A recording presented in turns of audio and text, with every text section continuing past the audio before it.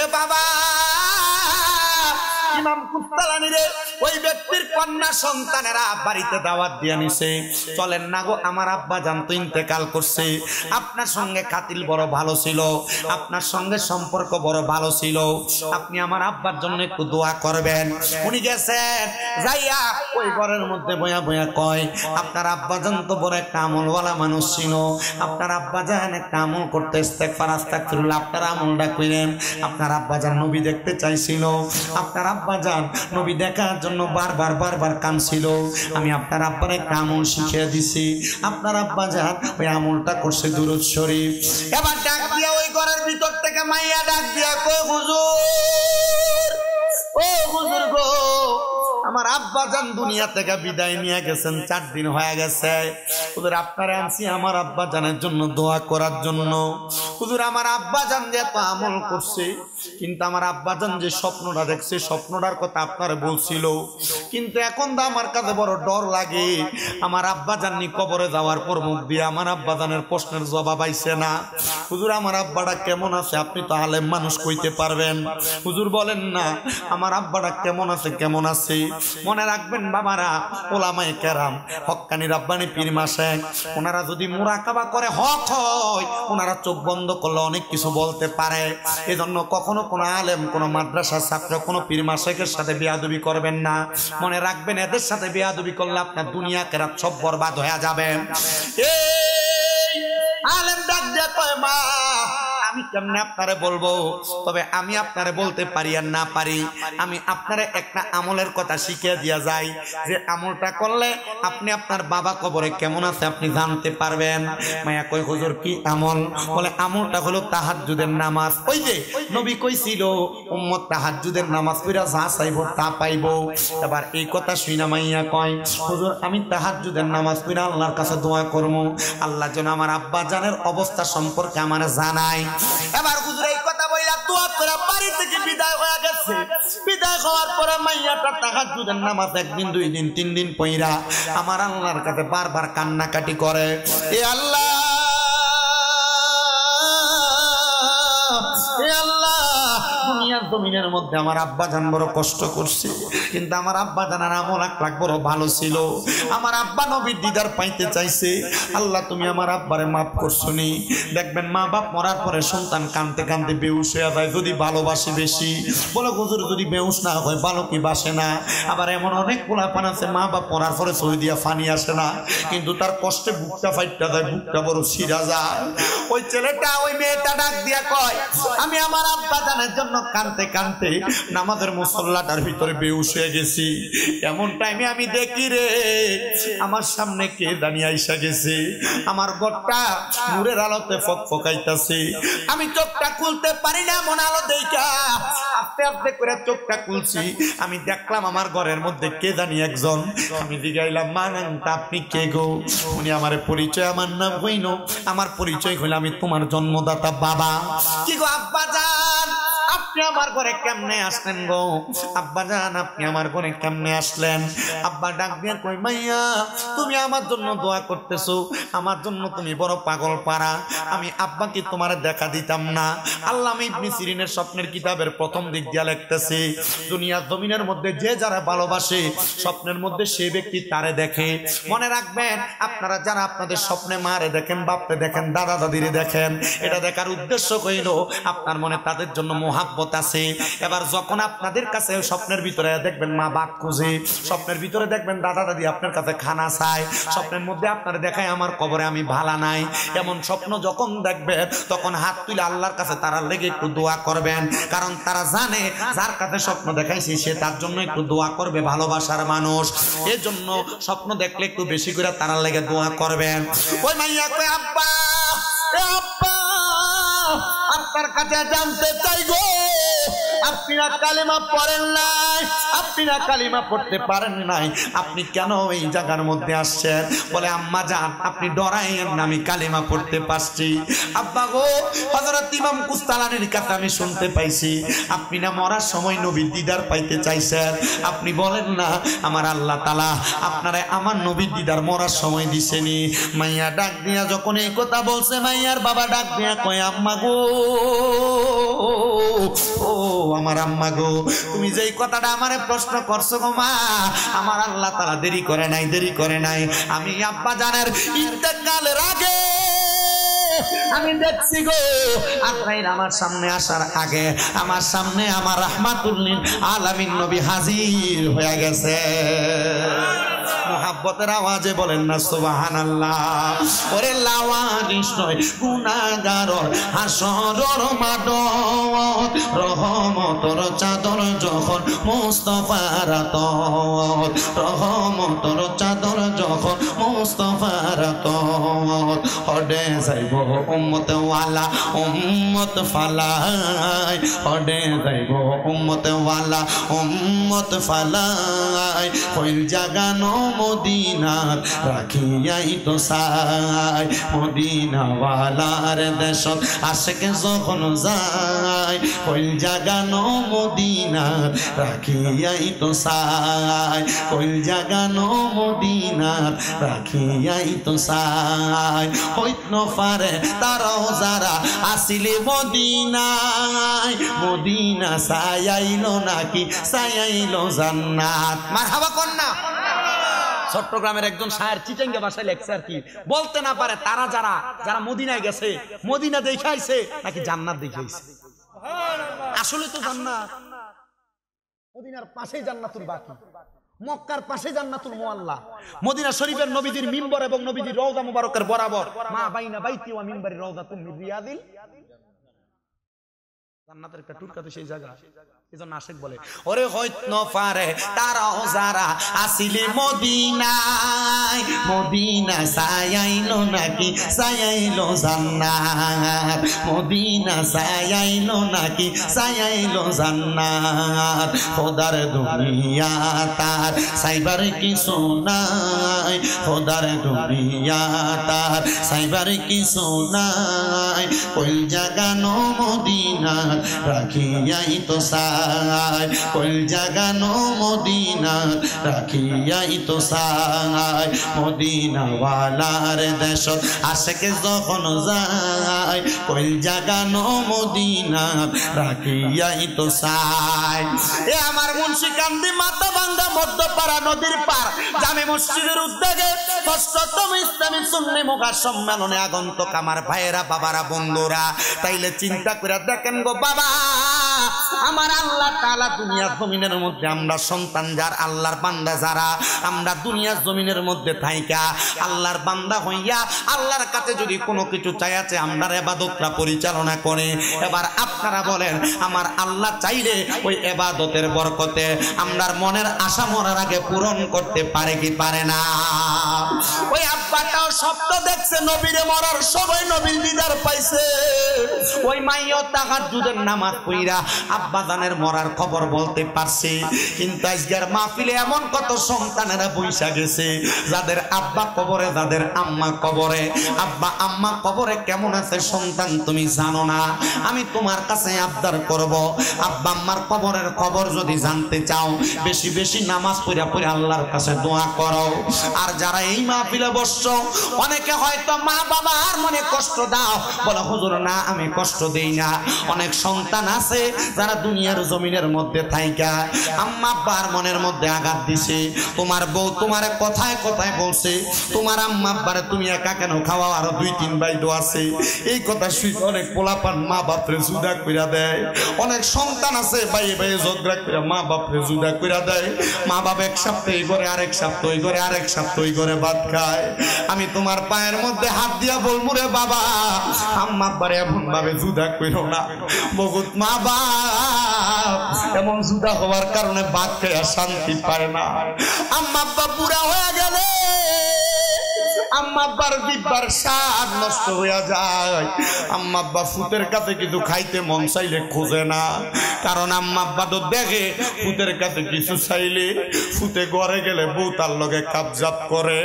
হায় রে সন্তান, কেউ যদি এমন মা বাপরে জুদা করে দিয়া থাকো, দাও তোমার পাউডি আমার সামনে দাও, আমি আমার জিব্বাটা দিয়া তোমার পাউডি পরিষ্কার করে দিমু।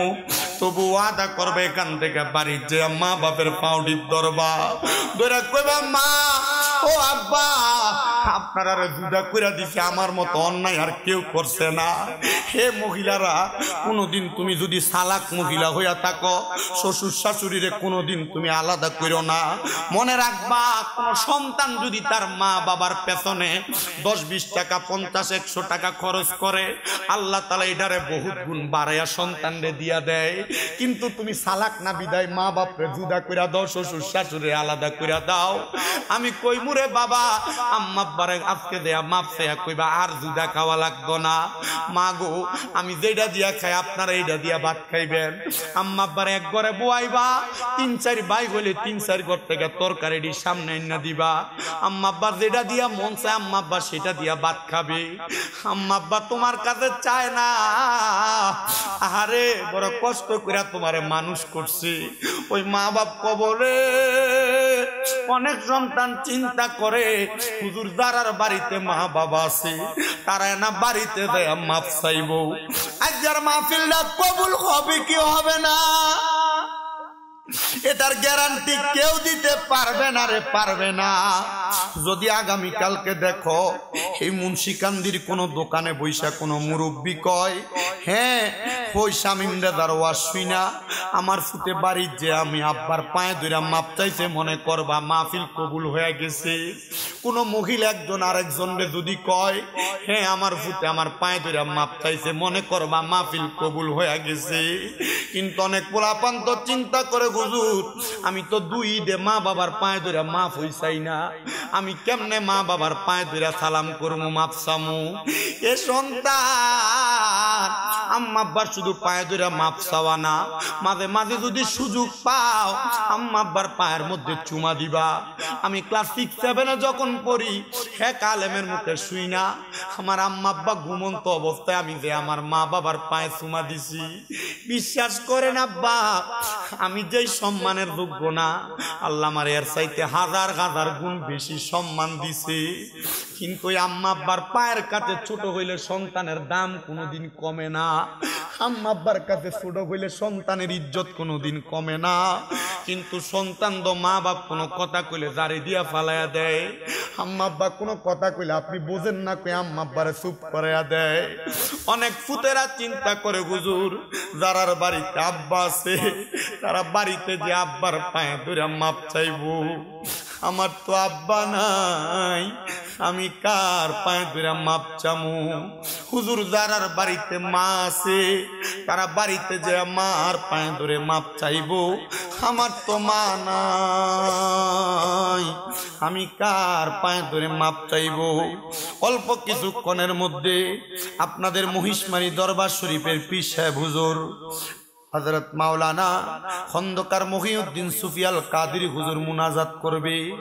আখিরি মুনাজাতের মধ্যে রব্বির হামহুমা কামা রব্বায়ানি সগীরা বইলা আম্মা আব্বার জন্য যদি চোখের মনি কোটাতে একটা মাছির মাথা পরিমাণ পানি চাইরা কান্দো, ওই পানি মাটিতে পড়ার আগে আল্লাহ তোমার মা বাবার জীবনের গুনাহ মাফ করবে।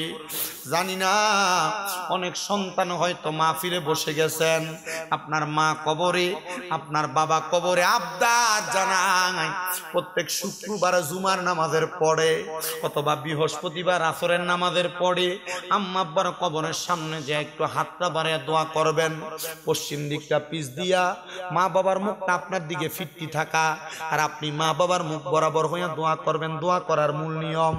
কিন্তু আমরা সন্তানেরা মা বাপ মাটি দিয়ে আসার পরে 2 ঈদের সময় যে কবর জিয়ারত করে আর মা বাপের কবরের কাছেও যায় না। এমন অনেকে আছে কবরস্থানের সামনে গেলে মা বাপের কবরটা চিনতো না, দেখায় দিতে পারতো না।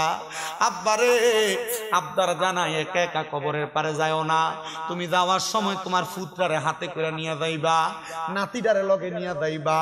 এখন তুমি তারারে লইয়া তোমার মা বাপের কবর জিয়ারত করবা, তুমি মরার পরে তোমার ফুতে তার ফুতের লইয়া কবর জিয়ারত করব।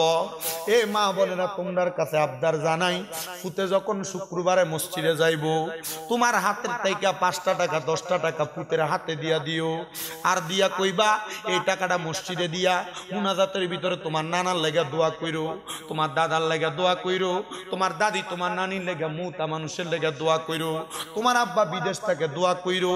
এডি ফোলাফাইন্ডে শিখাইবেন, এডি ফোলাফাইন্ডে শিখাইলে ফোলাফাইন শিষ্টাচারওয়ালা হইব, ভদ্র হইব, নম্র হইব, ইসলামপন্থী হইব। কিন্তু আমরা সমাজ তো এডি শিখাই না, আমরা সমাজ শিখাই ফোলাফান হুজুর খুতবাটা লইয়া দাঁড়াইলে দৌড়িয়া দৌড়িয়া মসজিদে যায়। আমরা সমাজ এডি শিখায় না, ফোলাফান মুনাজাত করে না, নামাজটা সালামটা ফিরানোর আগে ফোলাফান দৌড়িয়া বাইর হইয়া যায়। আমি কইমু আব্বা জান, বেশিক্ষণ ওয়াজ করা লাগে না, বেশিক্ষণ ওয়াজ করা লাগে না, অল্প সময় যদি আমি চাই আপনাদেরকে যা বুঝাইছি এগুলা দিয়ে আপনি আমল করবেন, আল্লাহ তাআলার দরবারে লাখ লাখ শুকরিয়া। আল্লাহ যা কিছু বয়ান করেছি প্রত্যেকটা বয়ানের আমলি জিন্দেগিতে বাস্তবায়ন করার তৌফিক দাও। সর্বশেষ হুজুরকে নিয়ে আসেন। সর্বশেষ আমি আমার মা বোনদেরকে একটা কথা বইলা দিয়া যাই, যে তো পর্দার অন্তরালে পুরুষ মানুষের চাইতে মহিলারা 3 গুণ বয়ান শুনতেছেন। আপনারা মহিলারা যদি জান্নাতে যাইতে চান 4টা কাম করবেন। দুনিয়ার জমিনে পর্দা করবেন, নামাজ পড়বেন, রোজা রাখবেন, স্বামীর আদেশ মাইনা মাইনা চলবেন। যদিও মহিলা পর্দা করে, নামাজ পড়ে, রোজা রাখে, কিন্তু স্বামীর আদেশটা মানতে অনেক মহিলারা গাউরামি করে, অনেক মহিলারা স্বামীর আদেশ মানতে অনীহা প্রকাশ করে। স্বামী যদি বলে এই কাজটা কইরো না, মহিলা এটা একটু বাড়ায়া বাড়ায়া করে। মা বোনেরা, সর্বশেষ তোমাদের কাছে আমার আবদার হইল গো মা, স্বামীর আদেশ মানবা, স্বামীর আদেশ না মানলে তুমি জান্নাতে যাওয়া আটকা পইরা যাইবা, জান্নাতে যাইতে পারবা না। অনেক স্বামীরা স্ত্রীরা কথা শুনে না বিদায়, স্ত্রীরা স্বামীর আদেশ মাইনা চলে না বিদায় পরকিয়া করে। সাবধান মা, তুমি তোমার স্বামীটাকে এমন ভাবে চালাইবা। আল্লাহর নবী বলেছেন একটা মহিলা হলো পানির মতো। নবীও কেন বলে, পানি যেই পাত্রে রাখা হয় সেই পাত্রের মধ্যে থাকে।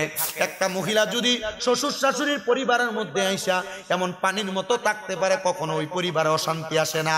এ যুবক ভাইরা, এ আমার মুরব্বী বাবারা, পর্দার অন্তরালের মা বোনেরা, যুবকরা মনে রাখবা, কখনো বিবাহ করার পরে যদি এখন সিগারেট খাও সাইরা দাও, বিবাহ করার পরে সিগারেট খেয়ে তোমার বউয়ের কাছে যাইবা না। মনে রাখবা কেন, কখনো তোমার স্ত্রীর সামনে খারাপ ব্যবহার করবা না, গালিগালাজ করবা না, স্ত্রীর সঙ্গে তার মা বাপ নিয়ে গালি দিবা না। মনে রাখবা, তোমার এমন কর্মের কারণে তোমার বউয়ের আর তোমারে ভালো লাগবে না, তোমার বউ পরকীয়ার মধ্যে আসক্ত হয়ে যাবে। এজন্য সবার কাছে আমার আবদার, মা বোনরা আপনার স্বামীরে গুরুত্ব দিবেন, স্বামীরা স্ত্রীদেরকে গুরুত্ব দিবেন, কখনো তাদের মা বাবার নাম নিয়ে গালি দিবেন না। মনে রাখবেন, মহিলারা সব সহ্য করে, মা বাপরে কিছুক্ষণ সহ্য করে না। সালাতুত তাহাজ্জুদটা কেন দামি, কত দামি? যখন আমিনাল লাইলি ফাতাহাজ্জাত বিহি নাফিলাতাল লাকা আসা আইয়াবাসাকা রাব্বুকা মাকামাম মাহমুদা আয়াত নাযিল হইছে। আমার নবীজি নামাজের মুসল্লার মধ্যে সেজদা দিয়া দিয়া কাঁদতাছে। ওই সময় আমার নবী জিনার ঘরে ছিল, তিনি হইল নবীর কলিজার টুকরা স্ত্রী হযরত আবু বকর সিদ্দিক রাদিয়াল্লাহু তাআলা আনহুর মেয়ে আম্মা জান আয়েশা সিদ্দিকা রাদিয়াল্লাহু তাআলা আনহা। ওই ঘরের মধ্যে মা আয়েশা সিদ্দিকা ডাক দিয়ে, ইয়া রাসূলুল্লাহ, এত লম্বা লম্বা রুকু, এত লম্বা লম্বা সেজদা আপনি নবীর আর কোনোদিন আমি দিতে দেখি নাই। আপনি নবী দিয়ে আজকে লম্বা লম্বা রুকু সেজদা দিতেছেন, কারণটা কি? আম্মা জান আয়েশা সিদ্দিকা কয়, ও জগতের মানুষ, আমি ওই দিন দেখলাম আমার নবীজি বড় লম্বা লম্বা রুকু দেয়, লম্বা লম্বা সেজদা দেয়। নবী আমার নামাজটা শেষ করার পরে আমি আমার নবীরে জিগাইলাম, নবী কারণটা কি? এত লম্বা রুকু, এত লম্বা সেজদা কেন দেন? আম্মা জান আয়েশা কয়, আমার নবী আমার জবাব দেয়, আয়েশা, ও আয়েশা, আল্লাহ বলছে আমি নবীকে রাতের কিছু অংশ তাহাজ্জুদের নামাজ পড়ার জন্য অতি সত্তর প্রশংসার জায়গা মাকামে মাহমুদ আল্লাহ তাআলা আমি নবীরে দান করবে। আমি নবী সেজদায় পড়ে কান্দি, আল্লাহ, আমি নবী না তাহাজ্জুদ নামাজ পড়লে আমারে মাকামে মাহমুদ দিবেন। ও আল্লাহ গো, এই আম্মা জান আয়েশা সিদ্দিকাকে আমার নবী ডাক দিয়া কয়, হে আয়েশা, আমার উম্মত আমি নবীরে বড় ভালোবাসে, আমার উম্মত আমি নবীরে বড় মোহাব্বত করে। আমি এই জন্য সেজদায় যায় কান্দি, আমার আল্লাহর কাছে যায় কই আল্লাহ আমি নবী তাহাজ্জুদের নামাজ পড়লে আমার উম্মতের না আপনি অনেক কিছু দান করবেন, কিন্তু আল্লাহ ও আল্লাহ গো আপনার কাছে জানতে চাই আমার উম্মত তাহাজ্জুদের নামাজ পড়লে আপনি আমার উম্মতের কি দান করবেন। আম্মা জান আয়েশাকে আমি জিজ্ঞাসা করলাম নবী গো ও দয়ার নবী মায়ার নবী রাহমাতুল লিল আলামিন নবীজি আপনি নবী বলেন না গো নবী, আপনি নবী বলেন না আমার আল্লাহ তো আপনার দোয়া কোনোদিনই ফিরায় না, কারণ আপনি নবীর একটা উপাধি হইল মুস্তাজাবাতুদ দাওয়াত। আপনি নবীর সব দোয়া আমার আল্লাহ কবুল করে। আমার আল্লাহ কি বলছে নবী আমার কয় আয়েশা আমার আল্লাহ তাআলা বলছে আমার উম্মতেরা যদি তাহাজ্জুদের নামাজ পড়া আমার আল্লাহর কাছে কোনো কিছু চায় আমার আল্লাহ তাআলা আমার উম্মতের ওই চাহিদা পূরণ করব। বয়স্ক বাবারা জীবনে কত গুনাহ করছে, এই যুবক ভাই জীবনে তোমার বড় একটা স্বপ্ন, এই পর্দার অন্তরালের মা তোমার গর্ভে সন্তান হয় না, তোমার স্বামী কামাই রুজি করে কোনো কুল করতে পারে না, তোমার ঘর থেকে রোগ বালা মুসিবত ছাড়ে না। আমি বলবো 5 ওয়াক্ত নামাজের পাশাপাশি আল্লাহ তাআলার ইবাদত তাহাজ্জুদের নামাজটা পড়ো, দেখবা গো দেখবা গো দেখবা গো আমার আল্লাহ তাআলা এমন নিয়ামত এমন নিয়ামত এমন নিয়ামত দান করবে, ওই নিয়ামতের কারণে তোমার কবর হাসর মিজান ফুলসেরাত সকল জায়গা তোমার শান্তিওয়ালা হয়ে যাবে। এই জন্য বাবা এই আমার মুরব্বী বাবারা তাহাজ্জুদের নামাজটা বেশি করে পড়বেন, 5 ওয়াক্ত নামাজের পাশাপাশি এটা পড়লে আপনারা কন্যা বাবারা লাভ আছে না নাই? লাভ না, আমার আল্লাহ তাআলা দুনিয়া আখিরাত সবই সুন্দর করে দিব। এবার ওই আল্লাহর বান্দা ডাক দিয়া কই হুজুর আমি এবার তো এই আমলটা করতে পারি না, আস্তাগফিরুল্লাহর আমল আমি তো আমলটা করার চেষ্টা করি। ডাক দিয়া কই বাবা হুজুর থাক আর না থাক আপনি আপনার জবান দিয়া আমলটা জারি রাখেন, যেন আপনি মরার সময় বোবা হইয়া না মরেন, মরার সময় যেন কলমাটা নসিব হয়, আপনি মারা যাওয়ার সময় আপনার যেন এমন কষ্ট না হয়। এবার ডাক দিয়া কই হুজুর আমার তো মনে আরেকটা শখ আছে। বলে শখটা কি? বলে আল্লাহ তাআলা আমরারে কোন নবীর উম্মত বানাইছে, আমরা নবীর নাম হলো হযরত মুহাম্মদ মুস্তাফা আহমদ মুস্তাফা সাল্লাল্লাহু আলাইহি ওয়াসাল্লাম। জোরে কন্না সুবহানাল্লাহ।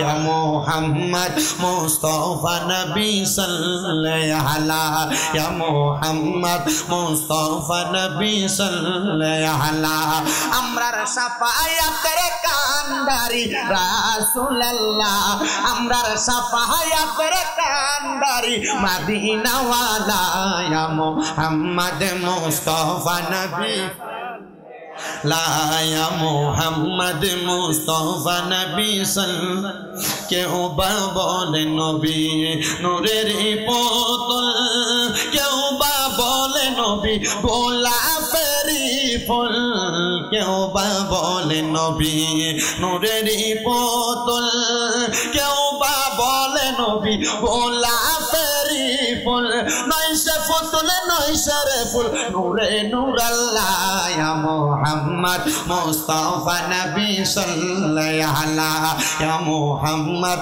মুস্তাফা নবী সাল্লাল্লাহু আলাইহি আমরার শাফায়াতের কান্ডারি মদিনাওয়ালা, আমরার শাফায়াতের মদিনাওয়ালা ইয়া মুহাম্মদ মুস্তাফা নবী নবীজি আমার কাবার কাবা আশিক গনের গলার মালা, ঠিক না?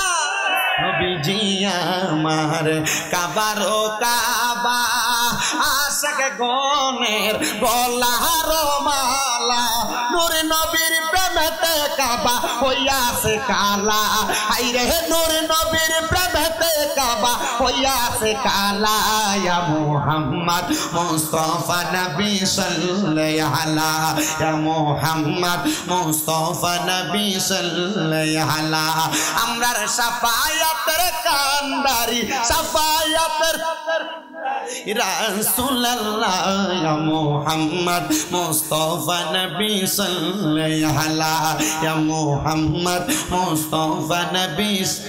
বন্ধু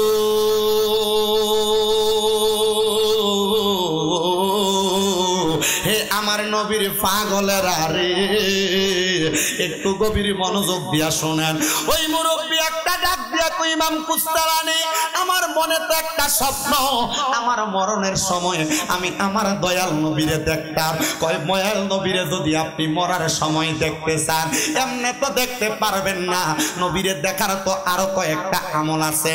বলে কোন আমল, কোন আমল, কোন আমলের কথা বলেন? বলে আপনি যদি নবীরে মরার সময় পাইতে চান, বেশি বেশি আমার নবীর দুরূদ শরীফ পড়বেন। কিন্তু আমরার মানুষগুলা দুরূদ শরীফ পড়বে, এই আমলের সময়টা তো পাওয়া যায় না। কিন্তু আগের যুগে দাড়ি পাকা মুরব্বী বাবারা কত সুন্দর দেখতাম, সকালবেলা গুনগুনে গুনগুনে গুনগুনে কয়। আর এখনকার বহুত মুরব্বীরে দেখা যায় হিসাব মিলাইতে মিলাইতে অবস্থা টাইট হয়ে জায়গা।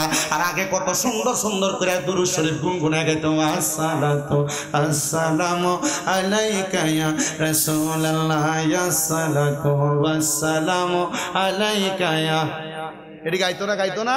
ইয়া রাসূলুল্লাহ ইয়া হাবিবাল্লাহ ইয়া রাসূলুল্লাহ ইয়া হাবিব, জীবনে মরণে শাফায়াতের উসিলায়, জীবনে মরণে শাফায়াতের উসিলায় ইয়া রাসূলুল্লাহ, কবরে হাসরে শাফায়াতের উসিলায়, কবরে হাসরে শাফায়াতের উসিলায় ইয়া রাসূলুল্লাহ। এটি আগে গাইতো, এখন আর এই যুগ নাই, এখন আর এই যুগ কথা কয় না কা, এই যুগ এখন কথা কয় ঠিক কিনা? এই আছে না নাই? হ্যাঁ মা বোনেরা, আপনি সুতের গর্বের ভিতরে লই আপনি মোবাইল টিপেন, টিকটক অন ফোলা ধন বড় হয়, ফোলা জন্মের পরে এটা সামনে দিয়ে যদি টিকটক না লাগে এটার বাদ খানা কান্দে, ঠিক কিনা? আর গাউসে পাক বড় বীর আব্দুল কাদের জিলানীর মা ওনার গর্বে নিয়ে কোরআন তেলাওয়াত করছে 18 ভাড়া, আর উনি এটা মার গর্বে থেকে 18 ভাড়া মুখস্থ করে আইছে। আপনি আপনার সন্তানটা গর্বে নিয়ে কোরআন ধরবেন দূরের কথা, এবারে সুগারের খবর যায় না। কবরের ভিতরে দুনিয়ার জমিনে আনার আগে ফ্যাটের ভিতরে নিয়ে টিকটক করবেন। আপনার ফোলা আপনি দুনিয়াতে আনার পরে ফিটটা আপনার ঠিকঠাক করবো, কথা কন না ঠিক কিনা? এ আব্বা, এ মুরব্বী বাবা, সকালবেলা নিজে নিজে নামাজে থাকেন, তাহলে সময় নিজের ফুটরারে দূরে দূরে লইয়া থাকেন। ও বাবা, আপনি আপনার ফুটের নামাজের কথা বলতে পারেন না, আপনি নিজেও নামাজ পড়েন না। মা বোনেদের কাছে আমার আবদার, আপনি নিজে নামাজ পড়েন। আর বেড়াই বাড়িতে দেয় মহিলারা নামাজের কথা কইব, দূরের কথা নিজেই পড়ে না, বেড়া নাই মনে করে।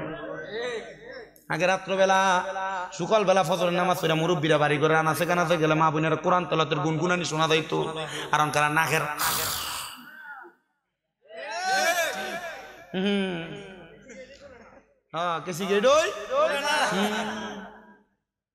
রাত্রবেলা একটা নাটক চাইতে দেরি হয়ে গেলে সকালবেলা এটার কাজ আদায় করে।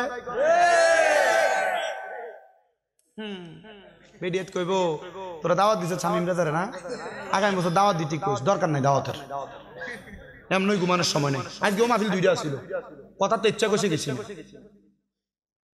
আলহামদুলিল্লাহ, আলহামদুলিল্লাহ। মুন্সিকান্দির ফলাফাইনের ব্যবহার বালা, আচরণ বালা, সুন্দর কথাবার্তা কইছে, চলেছে। আমার মূল সাবজেক্ট হলো আমার মেজাজ আছে খিটখিটে, মনে করেন অর্গুমা থাকতে থাকতে মেজাজ এটা থাকে একবারে 420 হইয়া, তখন ভারী না কিছু কইতাম, উল্টা পাল্টা একটু কিছু কইলে যাই গেছে মানে এডিও আমার লোক কথা করতে আসলাম। আমার কইছে যে বাঁ দেশা মাইক দিব, আমি কইছি বাঁ দেশা 1.5 ঘন্টা, কইছে ঠিক আছে। আমার কালকে থেকে সর্দিটা আছে হুজুর, 9টার দিকে মাইকটা ধরলে চিন্তা করলাম 9টা থেকে যদি 1.5 ঘন্টা করি 10:30 এনে 0.5 ঘন্টাতে আম যেত না, তার মানে এনেও আদা ঠিক থাকতো না। চিন্তা কইরা বলছি ঠিক আছে, তোমরা মাহফিল তোমরা চালাই লাও, আগামীতে দেখা যাবে। কি করবো, কারণ আমার ওয়াদা তো এক জায়গায় ঠিকঠাক করবো। পরে যদি যাই, আমার মনে আছে গত বছর এক জায়গায় মাহফিল আমার বাদাসা দিব কইয়া আমার 2 মাহফিল, এক মাহফিল শ্রীমঙ্গল না সরি এটা 4 বছর আগের কাহিনী, আমার ঘরে ঢুকে দি বাইরে দিয়ে তালা মেরে লেছে না, বয়ান করতে লেট করে নিছি। তো বক্তারাতে আমি চিন্তা করি মাঝে মাঝে যে কয় যে আমার টিয়াটা ভাড়াই দেন, এরপর আইতেছি, পরে চিন্তা করি ও এমন খাইছিটা কমিটির চাপে পড়ছে বেটা, এর লাগে এখন কালাই দি করে। আমরা বোঝার তৌফিক দান করুন। হোমনা তিতাস মুরাদনগর বানসারাম, আলহামদুলিল্লাহ বক্তার একটা জামাইয়ের মতো আদর করে। তা আমার কথা হইলে এমন আদর কইরা লাভ কি যদি বক্তার কথা আপনারা না শুনেন? আমি যে এতক্ষণ পর্যন্ত যে কথাগুলা বললাম, 2টা 3টা 4টা 5টা কথা কইছি না, তাহাজ্জুদ নামাজ ইস্তেগফার, জিকির, দুরূদ শরীফ, এই 4টা বিষয় যদি আমল করেন আপনি আল্লাহর ওলি হইয়া যাওয়ার কথা না। আপনি তো ওয়াজ এখান দিয়ে হনেন, এখান দিয়ে বাইর করেন, ওলি হবেন কই থেকে? ওলির নামে বলি কি কথা কন না কেন? এই জন্য আব্বা আপনাদের কাছে আমার আবদার, আমি যতগুলা কথা বলছি এই কথাগুলোর উপর আমল করবেন। রাজি? রাজি? যদি আমল করতে পারেন আমার মনে হয় বেশি বিষয় লাগবে না। আরে এমন ওয়াজ লাগে না মিয়া, আপনাদের মুন্সিকান্দি মসজিদের ইমাম সাহেব প্রতি সপ্তাহে যে বিষয়ে ওয়াজ করে প্রত্যেকটা বিষয় যদি আপনি আমল করতেন ওয়াজের দরকার ছিল না। এই ওয়াজ এখন একটা ফ্যাশন হয়ে গেছে। কথা কন না কেন? কি দরকার আপনি এত টাকা দিয়ে বক্তাই না, আপনি ওয়াজ করাইতেন কেন? কি দরকার? মসজিদের ইমাম সাহেব ওয়াজ করে যায় না?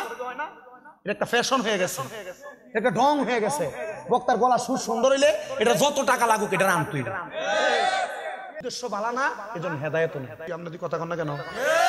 উদ্দেশ্য বালা না, হেদায়েত নেই। আল্লাহ আমাদের বোঝার তৌফিক দান করুন। ওই মুরব্বী বাবা ডাক দিয়া কই, হুজুর আমার শখ হইল নবী দেখতাম। হুজুর তারা তালিম দেয়, তালিম চলেনি এলাকা, কম বেশ তালিম চলেনি। বাবা হুজুর তালিম দেয়, এ বাবা আপনি দুরূদ শরীফের আমলটা করেন। কয় হুজুর আস্তাগফিরুল্লাহর আমল তো করতে পারি না, আমি কেমনে দুরূদ শরীফের আমল করতাম? কয় হুজুর আপনি এই আমলটা কইরা দেখেন। মুরব্বী বাবা উনি আবার আমল করা শুরু করলেন।